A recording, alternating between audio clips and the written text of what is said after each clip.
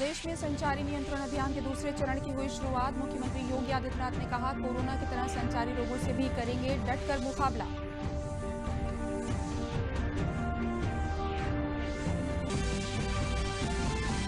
चिकित्सक दिवस के अवसर पर राष्ट्रपति और प्रधानमंत्री ने कोरोना काल में चिकित्सकों की शानदार और काबिल तारीफ भूमिका के लिए उनकी सराहना की। कहा, कोविड-19 से निपटने में देश के साथ मजबूती से खड़े हैं चिकित्सक।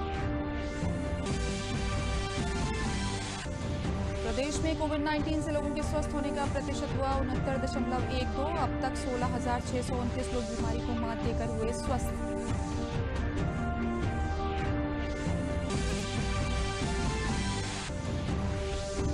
देश में कोरोना संक्रमण के कंटेनमेंट जोन से बाहर गतिविधियां शुरू करने के लिए अनलॉक 2 के नए दिशा निर्देश हुए लागू। कंटेनमेंट क्षेत्रों में लॉकडाउन 31 जुलाई तक कड़ाई से रहेगा जारी।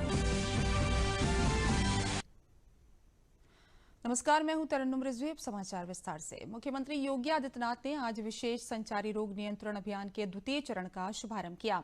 संचारी रोग नियंत्रण अभियान के शुभारंभ अवसर पर कहा कि कोरोना की तरह ही संचारी रोग से भी डटकर मुकाबला करेंगे। सीएम योगी ने आम लोगों से अपील करते हुए कहा कि अनलॉक 2 में लोग अगर सावधानी नहीं बरतते तो कोरोना का प्रसार तेजी से बढ़ेगा। उन्होंने कहा कि कोरोना महामारी में यूपी जैसी बड़ी आबादी वाले राज्य में बहुत बेहतर काम हुआ है। आज कोविड-19 अस्पतालों में करीब 1.5 लाख बेड हैं। जल्द जांच को बढ़ाकर 30,000 प्रतिदिन किया जाएगा। मुख्यमंत्री योगी आदित्यनाथ ने कहा कि वर्ष 2016 और 2017 में यूपी में सिर्फ इंसेफ्लाइटिस से प्रतिवर्ष 600 से ज्यादा मौतें होती थीं। यदि इसके बाद के वर्षों के आंकड़े देखेंगे तो लगातार इन मौतों की संख्या कम हुई है। वर्ष 2019 तक ये घटकर 126 तक आ गई थी। उन्होंने कहा कि जिस प्रकार से इस वर्ष कोरोना काल में स्वच्छता और सैनिटाइजेशन का अभियान चला, उससे इन मौतों में और कमी आएगी। मुख्यमंत्री योगी आदित्यनाथ ने इस अवसर पर विशेष सफाई दल को हरी झंडी दिखाई। ये सफाई दल पूरे प्रदेश में गांव और मोहल्ले में जाकर सफाई और सैनिटाइजेशन का काम करेगा। लोगों को उल्टी, दस्त, जेई व एईएस आदि संचारी रोग से बचाने के लिए उन्हें जागरूक किया जाएगा। ये अभियान 31 जुलाई तक चलेगा।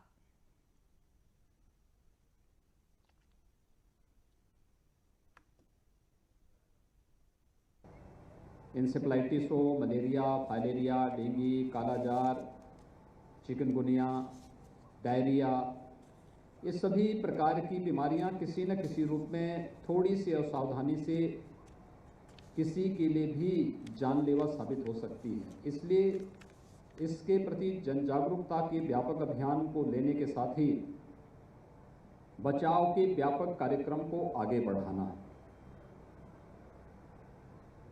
छोटे से अभियान के कारण कैसे व्यापक पैमाने पर जनहानि को रोका जा सकता है। 3 वर्ष के दौरान प्रदेश के अंदर जो कार्यक्रम हुए हैं, 2016 में प्रदेश में अकेले इंसेफ्लाइटिस से मौत 600 से ज्यादा होती है। 17 में भी 600 से ज्यादा मौतें होती हैं, लेकिन 18 और 19 के आंकड़ों को अगर आप देखेंगे तो लगातार उसमें घटोतरी हुई है और 2019 में ये घट करके केवल 126 तक आ गई थी। और मेरा अनुमान है कि इस वर्ष जिस तरीके से कोरोना वायरस में व्यापक जन जागरूकता के कार्यक्रम, स्वच्छता और सैनिटाइजेशन का कार्यक्रम चला, इसे हम निरंतर और तीव्र गति के साथ आगे बढ़ा दें कि मौत के आंकड़े इस वर्ष भी विगत वर्ष की तुलना में आधे से भी हम और भी न्यूनतम स्तर पर लाने में सफल हो सकते हैं, जिसमें नगर विकास, ग्राम्य विकास, पंचायती राज, महिला और बाल विकास, बेसिक शिक्षा, माध्यमिक शिक्षा, दिव्यांगजन कल्याण विभाग, इन सभी को एक साथ जोड़ करके हर विभाग अपने अपने स्तर के कार्यों को समयबद्ध ढंग से आगे बढ़ा सके।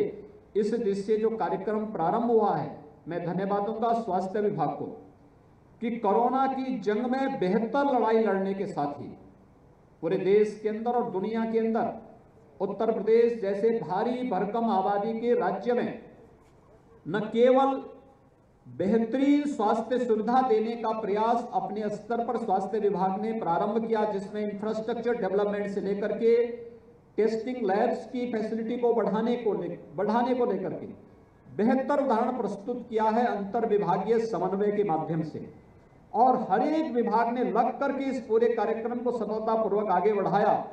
24 करोड़ लोग उत्तर प्रदेश के अंदर कोरोना कालखंड में भी भारत सरकार के सहयोग से पूरी तरह सुरक्षित अपने आप को महसूस कर रहे हैं। एक कार्यक्रम जहां इसको हमने सफलतापूर्वक आगे बढ़ाया है, वहीं साथ ही साथ कोरोना से भी लड़ेंगे और हर प्रकार के संचारी रोगों को भी हम प्रभावी ढंग से रोकेंगे। इस एक दृढ़ निश्चय संकल्प के साथ आज जो एक अभियान प्रारंभ हो रहा है, मैं स्वास्थ्य विभाग और सभी संबंधित विभागों का आह्वान करूंगा कि वे अपने अपने कार्यों को युद्ध स्तर पर। आज से प्रदेश में चलाए जा रहे विशेष संचारी रोग अभियान के अंतर्गत घर घर पर दस्तक गतिविधि का शुभारंभ हरदोई में प्रदेश के वित्त, संसदीय कार्य एवं चिकित्सा शिक्षा मंत्री सुरेश खन्ना द्वारा जिला चिकित्सालय में किया गया।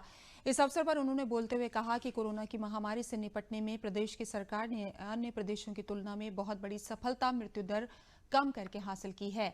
उन्होंने कहा कि मास्क के प्रति लोगों में जागरूकता को बढ़ाने के साथ साथ अब समाज की जिम्मेदारी है कि 2 गज की दूरी, मास्क भी जरूरी और लगातार हाथ धोने के मंत्र को ये सोचकर अपनाएं कि कोरोना की बीमारी के साथ हम सबको रहना होगा। चिकित्सा शिक्षा मंत्री ने कहा कि 1 जुलाई से 31 जुलाई तक संचारी रोग अभियान को मलेरिया, चिकनगुनिया, जापानी इंसेफ्लाइटिस, डेंगू, डायरिया आदि बीमारियों से लोगों को सुरक्षित करने के लिए प्रदेश में चलाया गया है।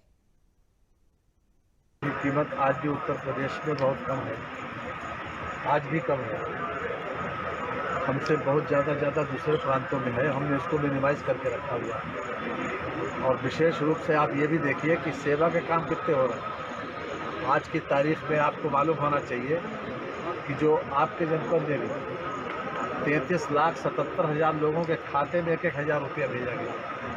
इस कोरोना की महामारी 5 बार उन लोगों को अनाज फ्री दिया गया। भारत सरकार के द्वारा 80 करोड़ लोगों को 5 किलो गेहूं या चावल तथा 1 किलो चने की दाल ये दी जा रही है। नेता की नियत और मंशा भी देखी जानी चाहिए। हमारे प्रधानमंत्री और हमारे मुख्यमंत्री सुबह उठने से लेकर रात को सोने तक केवल एक ही इच्छा है, एक ही सपना है, एक ही संकल्प है कि हमारे देश के आम आदमी की हालात बदलें, आम आदमी की स्थिति बदले और आत्मनिर्भर भारत बने। मेरठ जिले में संचारी रोग नियंत्रण अभियान का शुभारंभ सांसद राजेंद्र अग्रवाल, मुख्य विकास अधिकारी ईशा दोहन और मुख्य चिकित्सा अधिकारी डॉक्टर राजकुमार ने हरी झंडी दिखाकर किया। विकास भवन में कार्यक्रम भी आयोजित किया गया, जिसमें सभी विभागों ने संचारी रोग नियंत्रण अभियान में अपनी भूमिका के बारे में विस्तार से बताया। कार्यक्रम में आयुष्मान भारत योजना के लाभार्थियों को गोल्डन कार्ड वितरित किए गए और दिव्यांगों को सहायक उपकरण भी दिए गए। कार्यक्रम में संचारी रोग अभियान के साथ साथ मेरठ मंडल में 2 जुलाई से शुरू होने वाले विशेष कोविड-19 सर्विलांस अभियान के विषय में भी विस्तार से बताया गया। ये अभियान 2 जुलाई से मेरठ मंडल में कोरोना महामारी को रोकने के लिए चलाया जाएगा। ये अभियान मेरठ मंडल में एक पायलट प्रोजेक्ट के रूप में काम करेगा, जिसे बाद में अन्य जिलों में भी लागू किया जाएगा। सांसद राजेंद्र अग्रवाल ने सभी से इस अभियान में सहयोग करने की अपील की। मुख्य विकास अधिकारी ईशा दोहन ने बताया कि मेरठ जिले में 1400 टीमें कोविड-19 सर्विलांस अभियान के लिए लगाई गई हैं। एक टीम प्रतिदिन 50 घरों का सर्वे करेगी, जिसमें सब प्रकार की बीमारियों के साथ कोरोना के लक्षण वाले मरीजों की जांच होगी और उन्होंने भी सभी से इस अभियान में सहयोग करने की अपील की।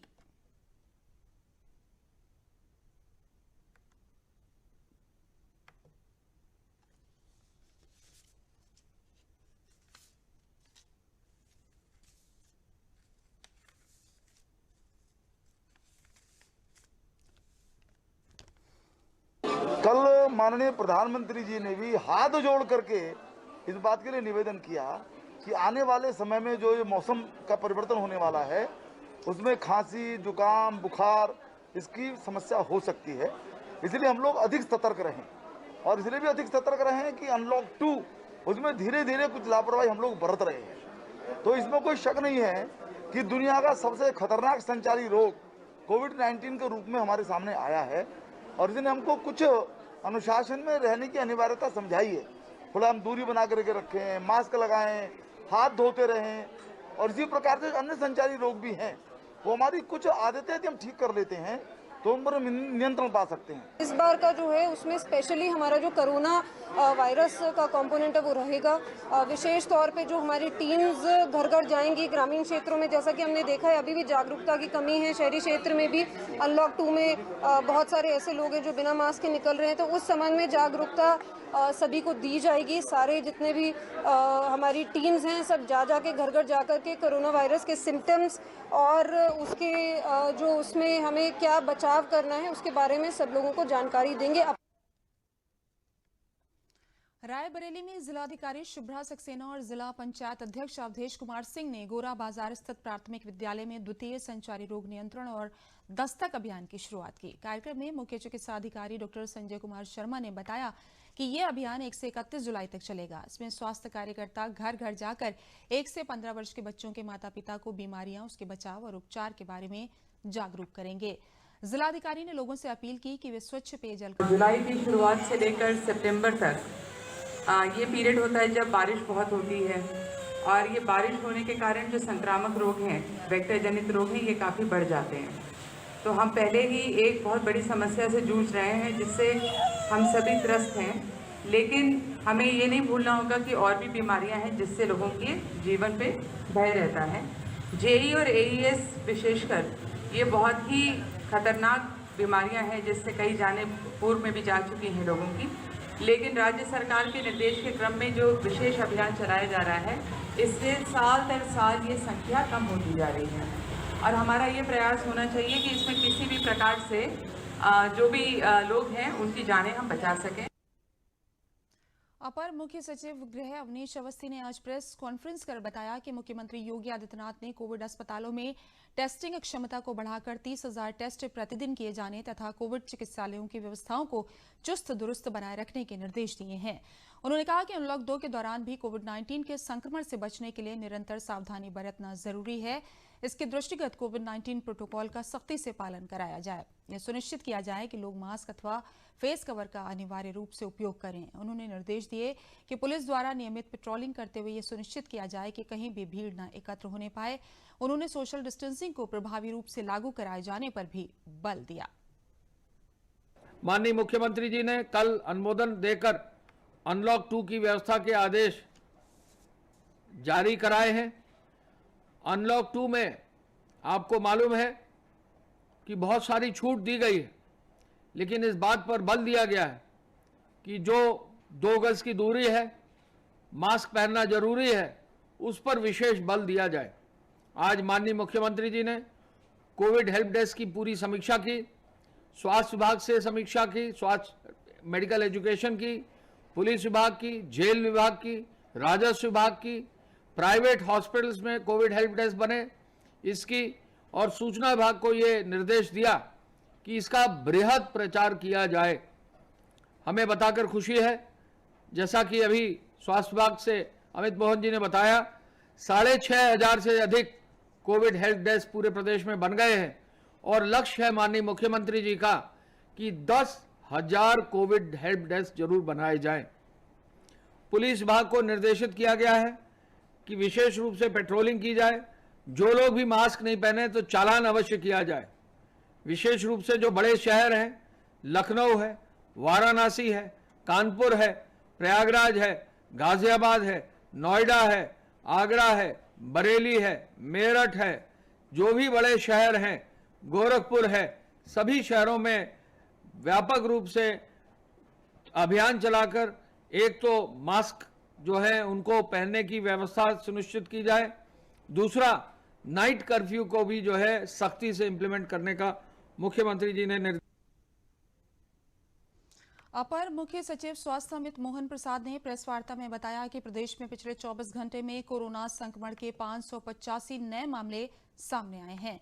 उन्होंने बताया कि प्रदेश में कोविड-19 के सक्रिय मामलों की संख्या 6,709 है। इसके साथ ही प्रदेश में अब तक कोरोना संक्रमण से 16,629 लोग ठीक होकर डिस्चार्ज हो चुके हैं। प्रदेश में लोगों के डिस्चार्ज होने का प्रतिशत 69.12 है। कोरोना संक्रमण से अब तक 718 लोगों की मौत हो चुकी है।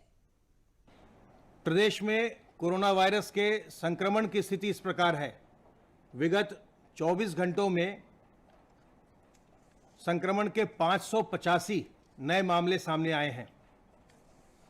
इस समय एक्टिव इन्फेक्शन की कुल संख्या 6,709 और जो लोग पूर्णतः उपचारित होकर डिस्चार्ज किए जा चुके हैं उनकी संख्या है 16,629। अब डिस्चार्ज का प्रतिशत बढ़कर 69.12% हो गया है, 69.12%। कोरोना वायरस से संक्रमित लोगों में से 718 लोगों की अभी तक मृत्यु हुई है। आज देश में डॉक्टर्स डे मनाया जा रहा है। ये खास दिन स्वास्थ्य के क्षेत्र में काम करने वाले उन तमाम डॉक्टरों को समर्पित है जो कि हर परिस्थिति में डॉक्टरी मूल्यों को बचाए रखते हुए अपना फर्ज निभाते हुए मरीजों को बेहतर से बेहतर इलाज मुहैया कराते हैं। खासकर मौजूदा वक्त में कोरोना की चुनौतियों को देखते हुए डॉक्टर्स की भूमिका बेहद अहम हो गई है। बेहद नाजुक हालत में कोरोना के संक्रमण के खतरे के बावजूद हमारे चिकित्सक दिन रात एक कर मानव सेना के काम में जुटे हुए हैं। इस सेवा में राष्ट्रपति रामनाथ कोविंद ने चिकित्सक दिवस के मौके पर चिकित्सकों के त्याग और उनकी काम के प्रति भावना को सलाम किया है। अपने ट्वीट में राष्ट्रपति ने कहा कि चिकित्सक दिवस के अवसर पर सभी डॉक्टरों को मेरी शुभकामनाएं। हम सभी कोविड-19 वैश्विक महामारी के विरुद्ध लड़ाई में डॉक्टरों के निस्वार्थ सेवा के प्रति आभार व्यक्त करते हैं। राष्ट्र आपकी कर्तव्यपरायणता और त्याग भावना को नमन करता है। इस मौके पर प्रधानमंत्री नरेंद्र मोदी ने भी कोरोना काल में डॉक्टर्स की शानदार और काबिले तारीफ भूमिका के लिए उनकी सराहना की है और उनके सम्मान में एक वीडियो भी साझा किया है। माँ हमें जन्म देती है तो कई बार डॉक्टर हमें पुनर्जन्म देता है। संकट की इस घड़ी में अस्पतालों में इस समय सफेद कपड़ों में दिख रहे डॉक्टर नर्स ईश्वर का ही रूप है। अपने जीवन को खतरों में डाल करके ये लोग हमारा जीवन बचा रहे हैं। डॉक्टर जिंदगी बचाते हैं और हम उनका ऋण कभी नहीं उतार सकते। ये हम सबका दायित्व है कि जो देश की सेवा करते हैं, जो देश के लिए खुद को खपाते हैं, उनका सार्वजनिक सम्मान हर पल होते रहना है।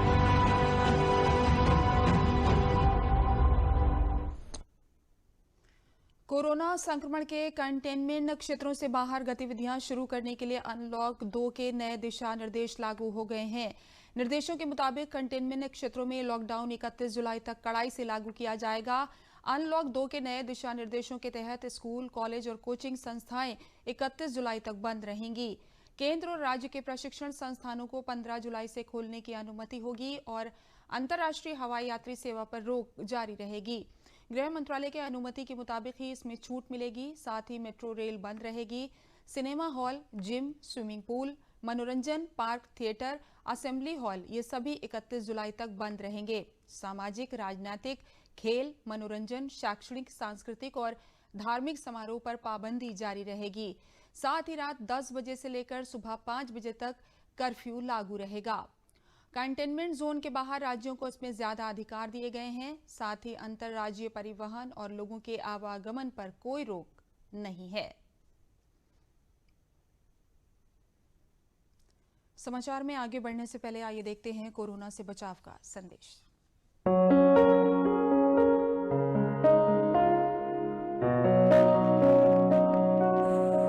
नमस्कार, मैं डॉक्टर पियाली भट्टाचार्य, बाल रोग विशेषज्ञ, Sanjay Gandhi post graduate institute of medical sciences से आप सबके लिए लेकर आई हूँ छोटे छोटे कोरोना बचाव के टिप्स। कई लोगों ने ये पूछा है कि क्या हम अपने कपड़े लॉन्ड्री में इस्त्री के लिए भेज सकते हैं। इसके विषय में ये समझना है कि आपके घर से लॉन्ड्री आते और जाते में आपके कपड़े कई हाथ बदल रहे हैं। कई सतहों पर इनको रखा जा रहा है, जैसे कि मेज, साइकिल का कैरियर। तो आप तक आने और जाने में ये कई हाथ बदल रहे हैं। अगर आपको अत्यधिक आवश्यकता ना हो या आप बहुत ही ज़्यादा परेशान न हो तो अपने कपड़ों को घर ही में धुलवाकर इस्त्री करवा लें, ये सबसे अच्छा रहेगा।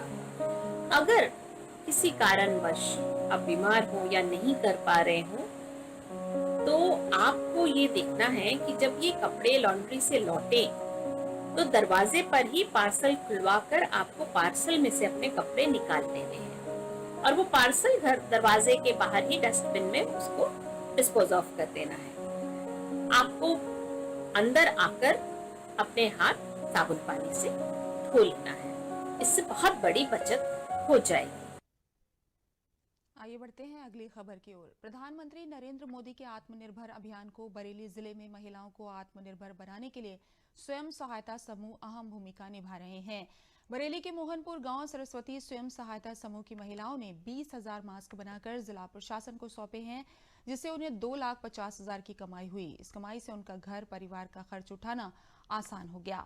पति के पास काम न होने पर महिलाएं स्वयं सहायता समूह की कमाई से घर का खर्च चला रही हैं।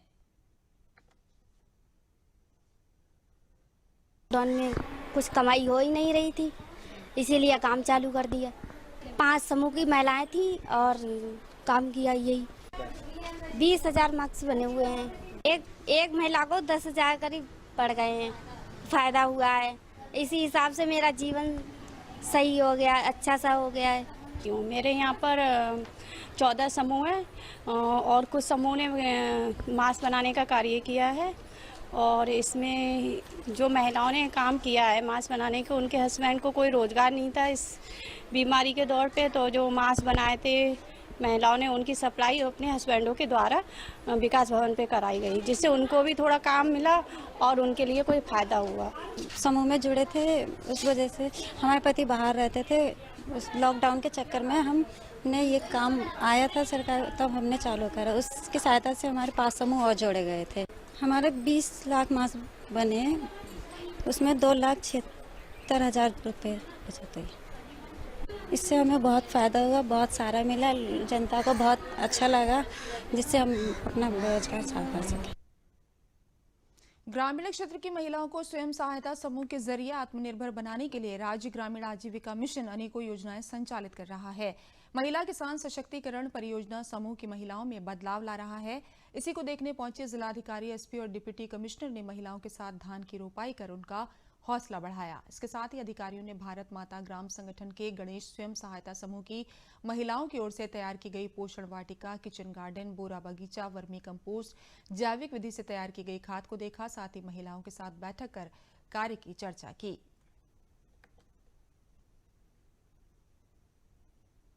नेनालन की तरफ से मुझे मास्क का रोजगार मिला था, तो हम लोगों ने, हमारी जितनी भी महिलाएं इस गांव की हैं, सब लोग साथ में मिलके मास्क हमने तैयार किया है, जो कि हम बाहर दिए हैं, सब लोग दिए हैं। अपना कोई समूह ऑर्गेनिक खाद बना रहा है, जैसे गणेश समूह हमारा ऑर्गेनिक खाद, वर्मी कंपोस्ट, और ये पशुपालन भी इसमें होता है। कुछ महिलाएं भी पशुपालन, भैंस पालन, और मतलब कोई भी दुकान कर रहा है। जितने भी सदस्य हैं कुछ ना कुछ काम कर रहे हैं, लेकिन मेरे समूह में वर्मी कंपोस्ट और ये भी खाद का भी काम होता है, तो मेरे परिवार में ही।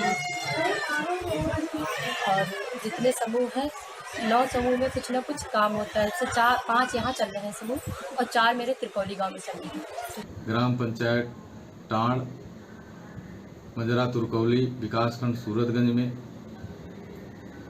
राष्ट्रीय ग्रामीण आजीविका के महिला किसान सशक्तिकरण परियोजना के अंतर्गत श्री विधि से धान की रोपाई का कार्य किया गया।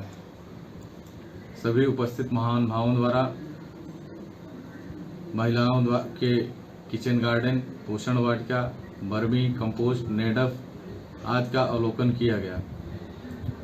जिलाधिकारी महोदय तथा उपस्थित सभी महानुभावों द्वारा महिलाओं से भी वार्ता की गई तथा ग्राम संगठन के क्रियाकलाप भी देखे गए। कोविड-19 जैसे समय पर गरीबों को कोई समस्या न हो, इसको देखते हुए प्रधानमंत्री नरेंद्र मोदी ने गरीबों के कल्याण के लिए कई योजनाओं को सफलतापूर्वक कर रहे हैं, जिसमें मुफ्त राशन, किसान सम्मान निधि समेत जनधन खाते में 3 महीने तक महिलाओं के लिए 500 रुपए की सहायता बैंक और पोस्ट ऑफिस के साथ ग्राहक सेवा केंद्र के माध्यम से उनके खाते में सीधा जा रहा है।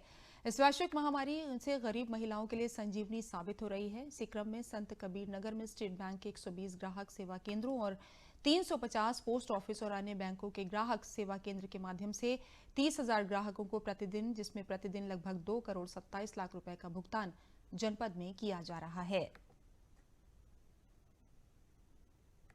हमारे जनपद में जनधन खाते करीब 4,85,000 हैं और स्टेट बैंक के जो ग्राहक सेवा केंद्र है 120 है। इनके द्वारा करीब करीब पर इसके अलावा करीब 350 पोस्ट ऑफिस या अदर बैंक की जो CSPs है, ग्राहक सेवा केंद्र जिनको कहते हैं, वो है। इन सब के द्वारा करीब पर डे 20,000 लोगों को उसका लाभ मिल रहा है। मैं घरेलू महिला हूँ, मेरा जनधन का खाता है, मुझे 500 रुपया मिल रहा है। योजना अच्छी है। हमारा नाम सुबिया खातून है, हमारे गांव का नाम निमामा है। हमारा खाता जनधन खाता है, हमारे खाते में 500 रुपया आया है। जनपद फतेहपुर के छोटे से गांव बाबूपुर निवासी सत्येंद्र पटेल एयरफोर्स से सेवानिवृत्त होने के बाद पर्यावरण को प्रदूषण मुक्त करने के उद्देश्य से नींबू की बागवानी शुरू की। शुरुआत में उन्हें काफी दिक्कतें आईं, पर फसलों की विभिन्न माध्यमों से जानकारी लेते हुए सत्येंद्र आज नींबू की फसल से अच्छी पैदावार के साथ अच्छा मुनाफा कमा रहे हैं। उन्होंने बताया कि हम बागवानी में रासायनिक उर्वरकों का उपयोग नहीं करते, बल्कि वर्मी कंपोस्ट का प्रयोग करते हैं, जिससे मिट्टी की उर्वरा शक्ति बनी रहती है। सत्येंद्र से प्रेरणा लेकर गांव के अन्य किसान भी बागवानी की तरफ प्रेरित हो रहे हैं। वहीं इस संबंध में अधिक जानकारी देते हुए जिला उद्यान अधिकारी राम सिंह ने बताया कि अगर कोई किसान बागवानी करता है तो उसकी उद्यान विभाग के द्वारा विभिन्न मदों के माध्यम से मदद की जाती है, जिससे किसान की आय निश्चित रूप से बढ़ेगी और किसान आत्मनिर्भर बन सकेंगे।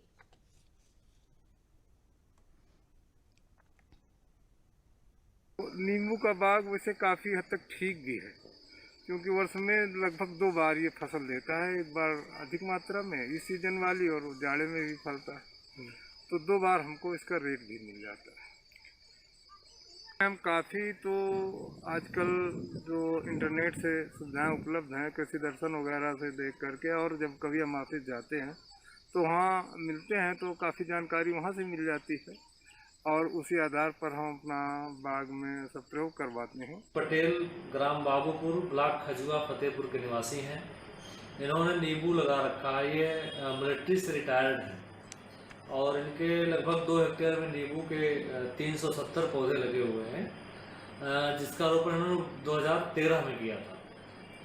और इस नींबू से 2019 में इनको 1 लाख रुपए में ये पूरी बाग इनकी बिकी हुई थी।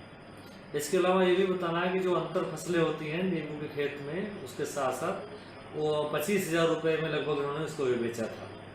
तो ये 1.25 लाख रुपए जो इनको 2 हेक्टेयर में मिला है, ये बहुत अच्छा है और धान गेहूं की तुलना में अच्छा उत्पादन इनका हुआ है। बुंदेलखंड क्षेत्र के सूखा प्रभावित जनपद चित्रकूट में बारिश की एक बूंद को बचाने के लिए जहां केंद्र व प्रदेश सरकार अनेक कार्यक्रम चला रही है, वहीं अब रेलवे ने भी वर्षा संचयन की दिशा में काम शुरू कर दिया है। इसी कड़ी में चित्रकूट धाम करवी रेलवे प्रशासन ने भी भूगर्भ जल स्तर को बढ़ाने के लिए कार्य प्रारंभ कर दिया है। पानी के संचय की व्यवस्था के लिए रेन वाटर हार्वेस्टिंग सिस्टम के माध्यम से वर्षा जल को बर्बाद होने से बचाने के लिए कॉलोनियों सहित पूरे परिसर में आधुनिक जापानी तकनीक से 8 बड़े मॉड्यूल टैंक बनाए जा रहे हैं। इससे बारिश के जल को संरक्षित कर रिचार्ज पिट के माध्यम से भूगर्भ जल स्तर को बढ़ाया जा सकेगा। इसकी खास बात यह है कि इसमें छतों एवं ग्राउंड से आने वाला पानी पूरी तरह छनकर स्वच्छ जल के रूप में ही धरती के अंदर बोर के माध्यम से जाएगा। रेलवे की इस पहल का स्थानीय नागरिकों ने भी स्वागत करते हुए कहा कि गर्मियों में यहाँ पानी की बहुत किल्लत रहती है, ऐसे में वर्षा जल को संरक्षित करने से निश्चिंत ही वाटर लेवल बढ़ेगा और बारिश का पानी भी बर्बाद होने से बचेगा। हमारा क्रॉस वेव है, इसको सेट किया जाता है, इससे रिचार्ज पिट बनाए जाते हैं और बोर के थ्रू, इसमें एक बोर हुआ है, इस बोर के थ्रू ग्राउंड में ज़मीन में नीचे पानी जाता है, जिससे हमारा ग्राउंड का वाटर लेवल इंक्रीज होता है। बुंदेलखंड है और सूखे की मार अक्सर झेलता रहता है और जब भी गर्मी का सीजन आता है तो गर्मी के सीजन में जलस्तर एकदम न्यूनतम स्तर पे हो जाता है कि बड़ी दिक्कतें होती हैं। एक अच्छा प्रयास शुरू किया है सरकार ने कि जल संचयन के लिए एक अच्छी सी टेक्निक लाई है, सोक पिट टेक्निक लाई है, जिससे जब वाटर लेवल बढ़ेगा। और सबसे अच्छी टेक्निक मुझे, मेरी जो वार्ता हुई, मैंने पता किया तो उन्होंने कहा कि स्वच्छ जल मिलेगा ये एक अच्छी बात है। हमारा जो वर्षा का पानी है वो बर्बाद ना हो और हम उसे कैसे कलेक्ट करके और उपयोग में ला सकें, तो ये एक अच्छी पहल है और मैं इस पहल का स्वागत करता हूँ।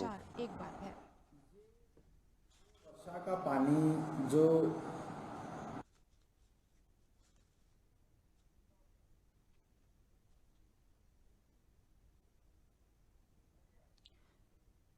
प्रदेश में संचारी नियंत्रण अभियान के दूसरे चरण की हुई शुरुआत। मुख्यमंत्री योगी आदित्यनाथ ने कहा, कोरोना की तरह संचारी रोगों से भी डटकर करेंगे मुकाबला। चिकित्सक दिवस के अवसर पर राष्ट्रपति और प्रधानमंत्री ने कोरोना काल में चिकित्सकों की शानदार और काबिले तारीफ भूमिका के लिए उनकी सराहना की। कहा, कोविड-19 से निपटने में देश के साथ मजबूती से खड़े हैं चिकित्सक। प्रदेश में कोविड-19 से लोगों के स्वस्थ होने का प्रतिशत हुआ 69.12। अब तक 16,629 लोग बीमारी को मात देकर हुए स्वस्थ।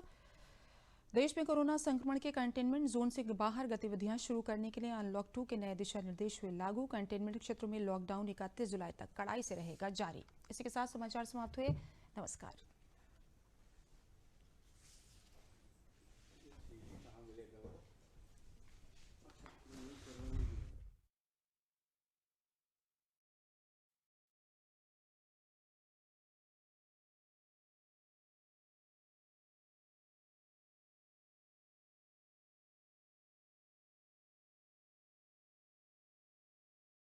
You know it's only a drill, and yet you train like it is the real thing.